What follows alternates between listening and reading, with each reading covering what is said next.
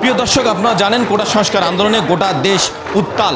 সেই উত্তাল কিন্তু এখন জেলা এবং উপজেলা শহরগুলোতে চলে গেছে। প্রিয় দর্শক, আপনারা জানেন যে গতকালকে এই কোটা আন্দোলনে 6 জনের প্রাণ গেছে।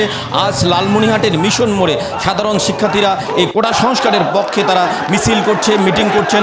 আমরা দেখছি খণ্ড খণ্ড মিছিল নিয়ে এই মিশন মোড়ে আসছেন। ফলে মিশন মোড় এলাকায় একটি যানজট সৃষ্টি হয়েছে।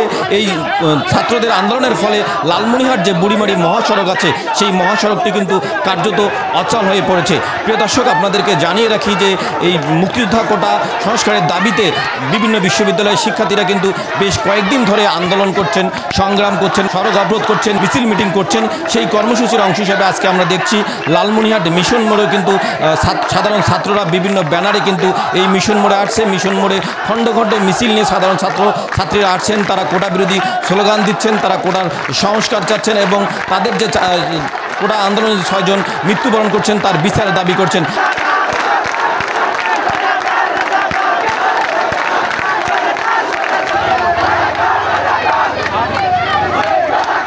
তারা বলছেন যে কোটা সংস্কার না হওয়া পর্যন্ত তারা ঘরে ফিরবেন না।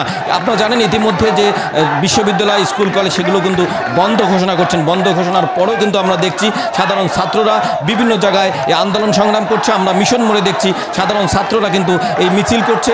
এই মিশন মোড়ে একটি যানজট সৃষ্টি হয়েছে। ফলে কার্যত লালমনিরহাট বুড়িমারি যে সড়কটি রয়েছে সেই সড়কটি কার্যত অচল হয়ে পড়েছে। প্রিয় দর্শক, আমরা এই কোটা বিরোধী আন্দোলনে দেখছি সাধারণ ছাত্রছাত্রীর পাশাপাশি কিন্তু ছাত্রদলের নেতাকর্মীদেরকেও দেখা যাচ্ছে, তারাও কিন্তু এই সংগ্রামে অংশগ্রহণ করছে, তাদেরও আমরা উপস্থিতি দেখতে পাচ্ছি। কোটা সংস্কার আন্দোলনে গোটা দেশ উত্তাল। সেই উত্তাল কিন্তু এখন জেলা এবং উপজেলা শহরগুলোতে চলে গেছে। প্রিয় দর্শক, আপনারা জানেন যে গতকালকে এই কোটা আন্দোলনে 6 জনের প্রাণ গেছে। আজ লালমনিরহাটের মিশন মোড়ে সাধারণ শিক্ষার্থীরা এই কোটা সংস্কারের পক্ষে তারা মিছিল করছে, মিটিং করছেন। আমরা দেখছি খণ্ড খণ্ড মিছিল নিয়ে এই মিশন মোড়ে আসছেন। ফলে মিশন মোড় এলাকায় একটি যানজট সৃষ্টি হয়েছে। এই ছাত্রদের আন্দোলনের ফলে লালমনিরহাট যে বুড়িমারি মহাসড়ক আছে সেই মহাসড়কটি কিন্তু কার্যত অচল হয়ে পড়েছে।